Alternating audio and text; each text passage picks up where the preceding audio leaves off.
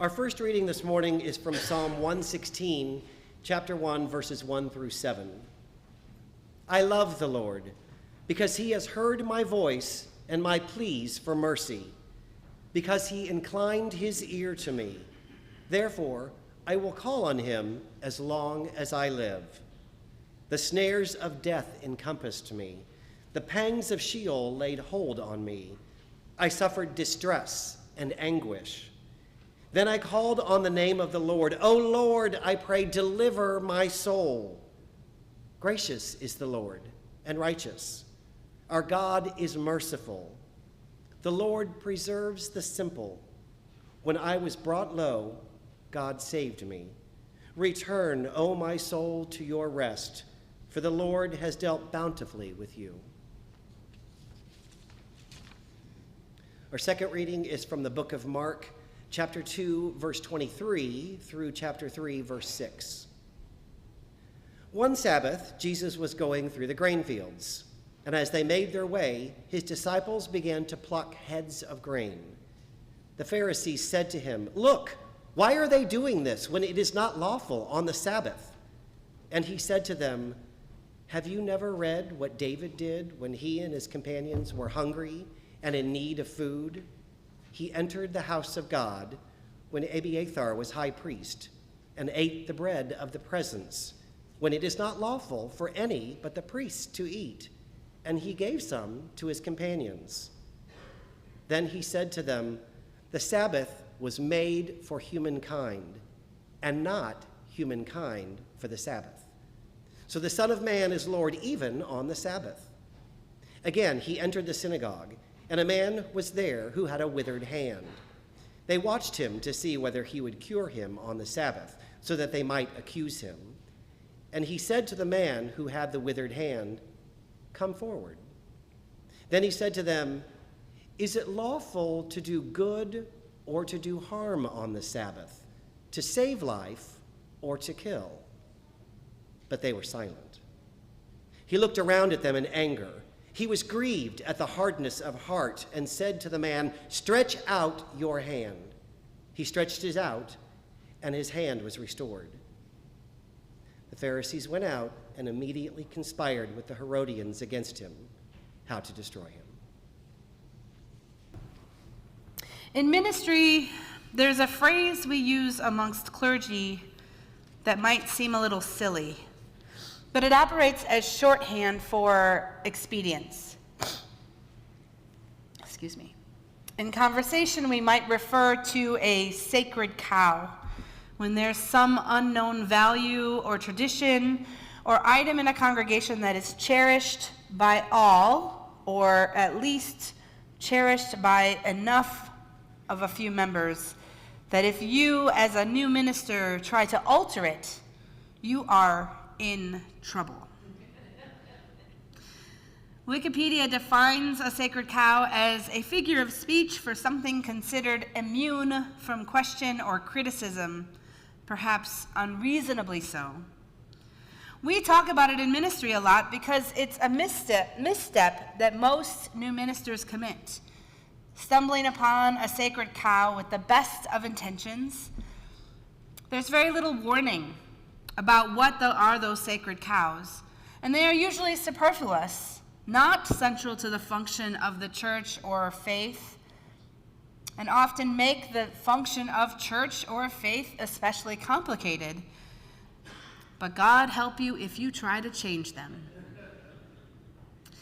One colleague I know stepped into a hornet's nest when she suggested that instead of placing the coffee urn right by the door to the sanctuary, which created a traffic jam after worship, they put it on the other side, on the same table, but on the other side of the hallway. She said, "Them sacred bovines be squealing over that one." Excuse me. Another colleague alarmed a few members of her church for bringing the palms forward to be blessed on Palm Sunday, rather than stationing them at the door. She said 2 older women screamed at me if they were not kept where they belonged at the church entrance, they might not get them. Palms do not belong in the sanctuary. which is funny because we wave them in the sanctuary on Palm Sunday. One of my friends serves a church that is so low on funds that it occasionally has to delay her bi-monthly paycheck. She saw an opportunity for this all contemporary music congregation when their church sanctuary was struck by a vehicle and had to be completely rebuilt. At that point, she said, hey, we could sell the organ, which we don't use, and that could bring in upwards of $800,000 or so. That would provide us with an endowment and stabilize our funding month to month. But the congregation howled, even though they still to this day do not use the organ in worship and only listen to contemporary music, and they are continuously inching towards closure. And in my former church in Hastings, the sacred cow was the American flag in the sanctuary. Most of us graduated seminary believing the American flag had no place in worship, since we do not worship our country's leaders. But I was forewarned that the church had already gone a few rounds prior to my arrival about that flag. So I decided to let sleeping dogs lie. That was until COVID, when we went online and the position of the camera tended to show only me and the flag behind me, as if I was giving a motivational speech to the country. And there was never any cross in the picture. So I corrected that right quick and took the flag out of the sanctuary, and then about a year later when we reopened, I heard about it. Where's the flag? How come the flag isn't in the church? And hymnals. Hymnals are a big one. In Hastings, we had 2 hymnals, no doubt their effort to transition from the old hymnal to the new black one that we also use here.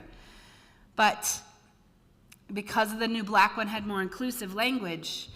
But as I was there, it became clear that the majority of the congregation was not really ready to let go of that old one with their old favorites. Most people have very strong opinions about music in worship, and it's rarely the same type of music. Navigating that situation sets off all sorts of landmines as a minister. I'll let you ponder what you think are the sacred cows here at KCUCC. I'm not talking.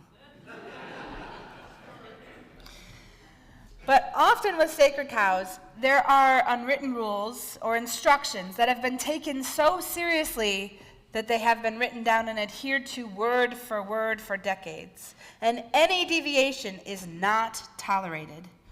Those sacred cows then become symbols of our faith and are unalterable. And this is a story about ministry, but we have sacred cows also in other parts of our lives. Think about your workplace. Is there a topic that's never broached? Or about why things are done just so? Certain accounting procedures, or who manages which customers, or which calendar? Sacred cow. In your family, is there a tradition about who hosts holiday dinner? Or who brings what type of food, and that's set in stone?